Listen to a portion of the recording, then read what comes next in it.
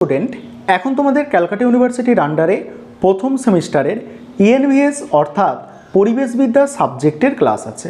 আজকের ক্লাসে তোমাদের যেটা আলোচনা করব, তোমাদের শেষ যে অধ্যায়টা আছে অর্থাৎ ইউনিট 5 তোমাদের কি আছে, সাইডে তোমরা সিলেবাসটা দেখতে পাচ্ছ, পরিবেশ দূষণ।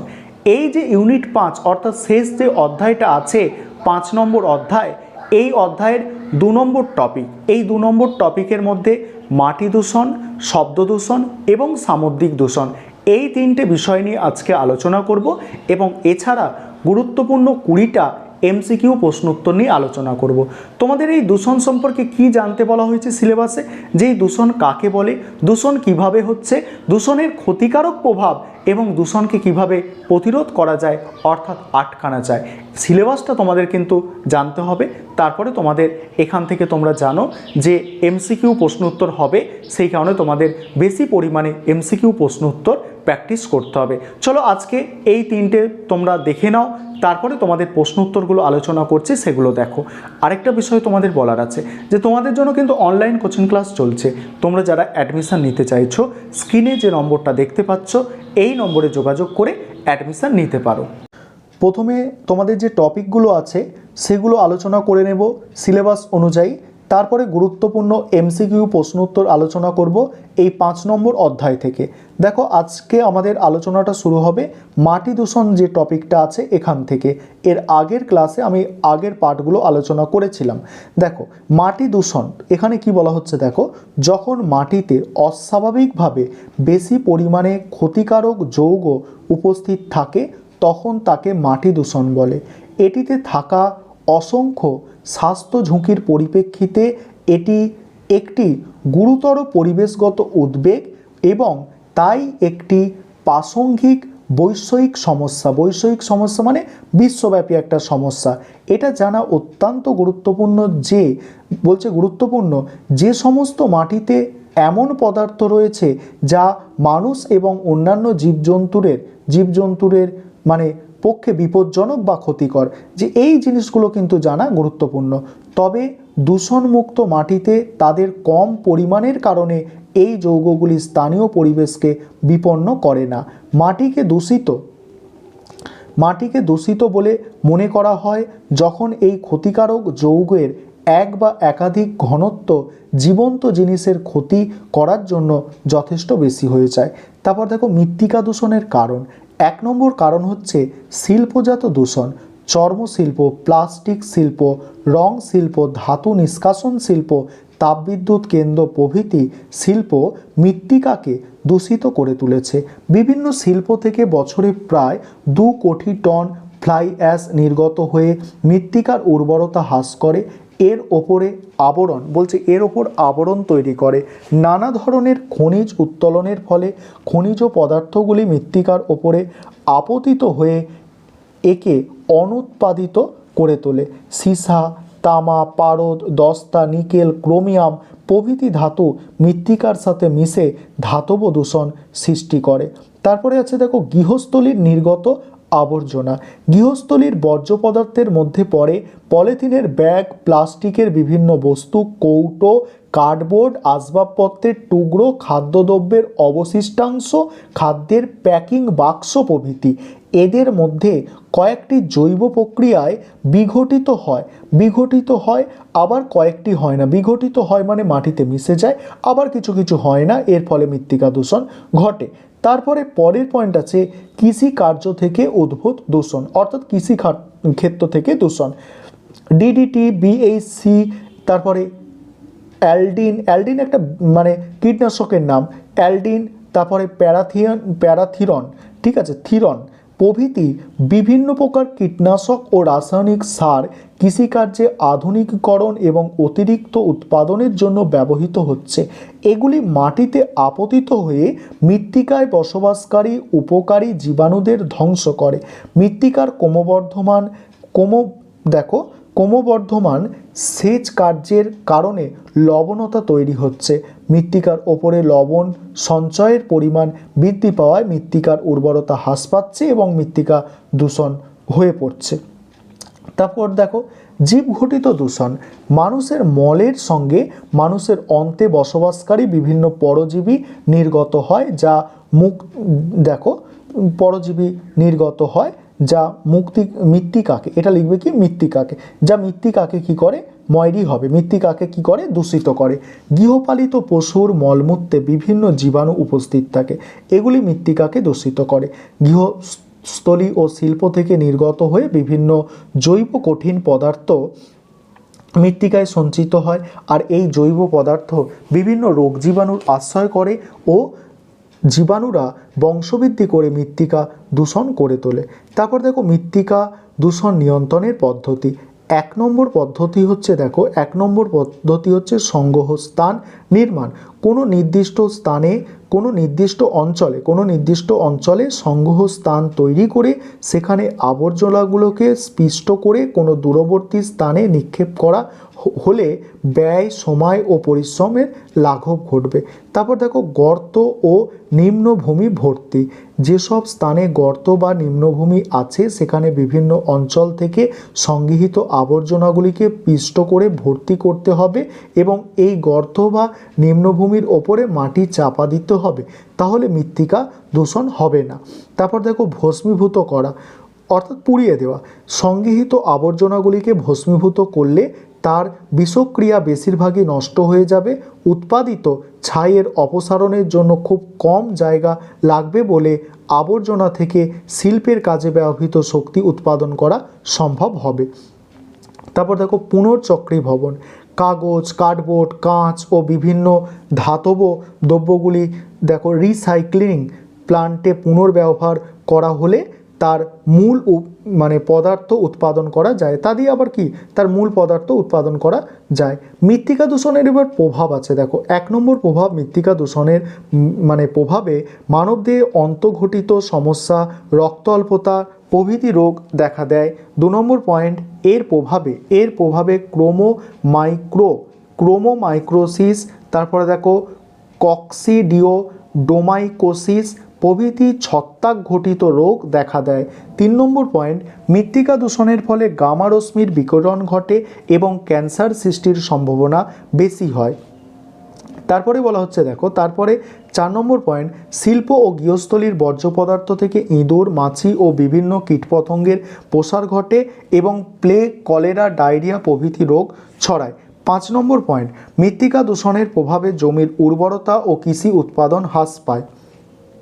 তারপরে এবারে পরের যে টপিকটা তোমাদের আছে শব্দ দূষণ, সেখানে কি বলা হচ্ছে প্রথমে শব্দ দূষণ কাকে বলে সেটা সম্পর্কে বলা হয়েছে। মানুষের সহন ক্ষমতা বা শ্রুতিসীমার অতিরিক্ত তীব্র, তীক্ষ্ণ, অবাঞ্ছিত, কর্কশ এবং বেসুর অস্বস্তিকর শব্দকে শব্দ দূষণ বলে।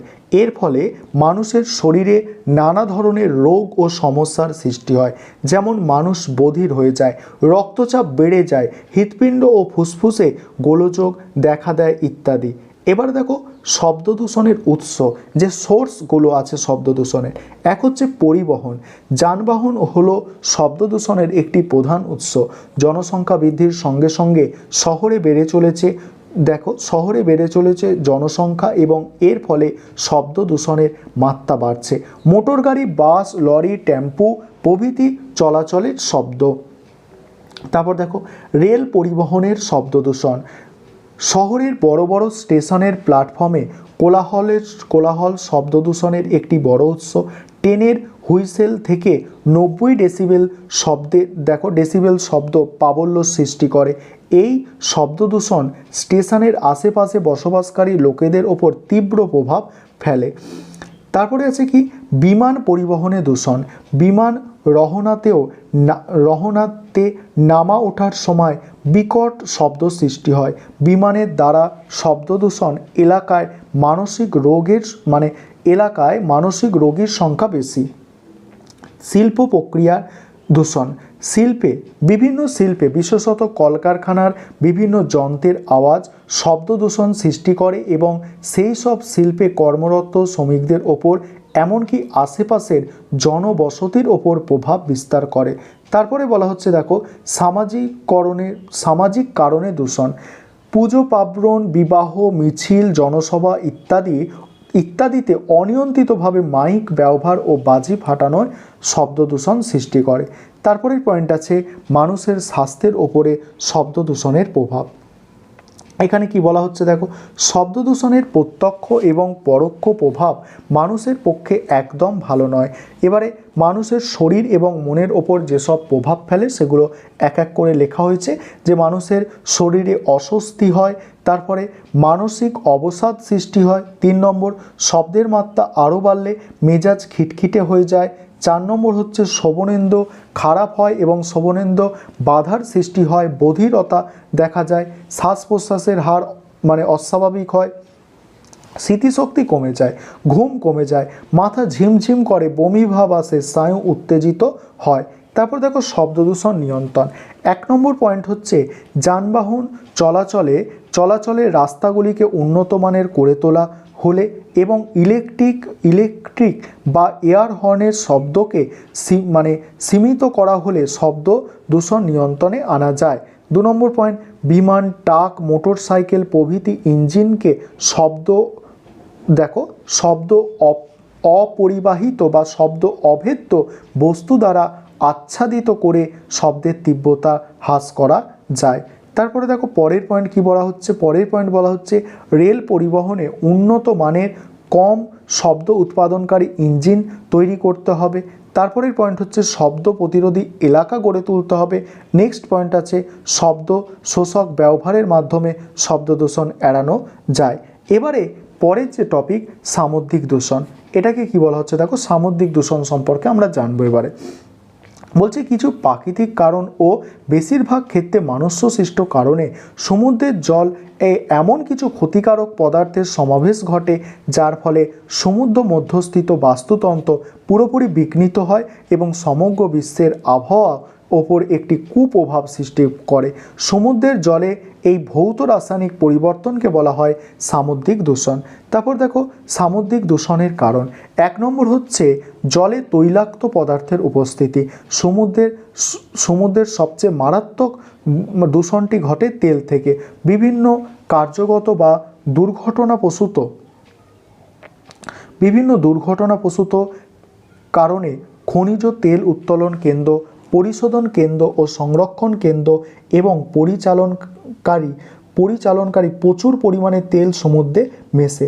এর ফলে সূর্যের আলো জলের মধ্যে ঢুকতে পারে না, বায়ুমণ্ডলের সঙ্গে গ্যাসীয় আদান প্রদান ব্যাহত হয় এবং জলে দাব্য অক্সিজেনের মাত্রা কমে যায়। ফলস্বরূপ এই অঞ্চলে বাস্তুতন্ত্রে সৌরশক্তির আবদ্ধকরণ ও সালোক সংশ্লেষের হার হ্রাস করে এবং বাস্তুতন্ত্রের শক্তির প্রবাহ ব্যাহত হয় এবং এই অবস্থায় বেশি দিন চললে বাস্তুতন্ত্রটি সম্পূর্ণ ধ্বংস হয়ে যায়। 2 নম্বর পয়েন্ট ক্ষতিকারক ও তেজস্ক্রিয় পদার্থের উপস্থিতি। সমুদ্রের জলে, এটা জলে হবে, সমুদ্রের জলে HGPB, CS 137, SR 90, PU 240 প্রভৃতি বিভিন্ন জৈব রাসায়নিক দ্রব্য উপস্থিতি জীবগুলির ক্ষেত্রে ভয়ঙ্কর ক্ষতির কারণ। পারমাণবিক অস্ত্র বা পারমাণবিক বিদ্যুৎ উৎপাদনকারী শিল্পগুলি থেকে বর্জ্য পদার্থ সমুদ্রে নিক্ষিপ্ত হয়। এই সব বর্জ্যের অন্তর্গত তেজস্ক্রিয় পদার্থের অবশিষ্টাংশ অত্যন্ত ক্ষতিকর। এছাড়া বিভিন্ন কৃষিক্ষেত্রে পৌর আবর্জনা ও সেই সঙ্গে প্লাস্টিক জাতীয় পদার্থ সমৃদ্ধ রাসায়নিক দ্রব্যগুলি জলে মেশে। তারপর দেখো গ্লোবাল ওয়ার্মিং। পরের যেটা আছে IPCC এর সমীক্ষা অনুসারে গ্লোবাল ওয়ার্মিংয়ের ফলে সামুদ্রিক জীবগুলির প্রজাতির বিস্তার ও বিন্যাসে এক সুস্পষ্ট চিত্র প্রতিফলিত হয়। ঠিক আছে, এর জীবগুলির প্রজাতির বিস্তার ও বিন্যাসে এক সুস্পষ্ট চিত্র প্রতিফলিত হয় এবং কোনো একটি বাস্তুতন্ত্রের মধ্যে জীবগুলির সংখ্যাগত বর্ণনা ও ভৌগোলিক পরিবেশের পরিবর্তন ঘটে। তাছাড়া বিশ্বজুড়ে এই উষ্ণায়নের ফলে সমুদ্রের জলস্তর কি হচ্ছে বৃদ্ধি পাচ্ছে। সমুদ্রের পৃষ্ঠের গড় উষ্ণতা বৃদ্ধি পাওয়ার ফলে আবহাওয়ার একটি স্থায়ী পরিবর্তন ঘটে যায়। এর প্রভাব দেখো কি হয়। এর প্রভাবে এক নম্বর হচ্ছে সামুদ্রিক দূষণের ফলে সমুদ্রে অবস্থানকারী সামুদ্রিক উদ্ভিদরা সালোক সংশ্লেষ চালাতে পারে না, ফলে তাদের পুষ্টি ও বৃদ্ধি ব্যাহত হয় এবং শেষ পর্যন্ত মারা যায়। এই সমস্ত গাছপালা খেয়ে সমুদ্রের যে সমস্ত প্রাণী জীবন ধারণ করে তারাও বাঁচতে পারে না। পরের পয়েন্ট আছে অত্যাধিক লবণ মিশ্রিত জল সমুদ্রে মিশে কোনো কোনো অঞ্চলে জলের স্বাভাবিক যে আয়ন, সেই আয়ন সমস্যা আয়নের যে সাম্যতা সেটা বিনষ্ট করে দেয়, যার প্রভাবে পরিবেশের স্বাভাবিক উদ্ভিদ ও প্রাণীকুলের প্রতি অস্বস্তিকর অবস্থার সৃষ্টি হয়। পরের পয়েন্ট বলা হচ্ছে সমুদ্রের জলে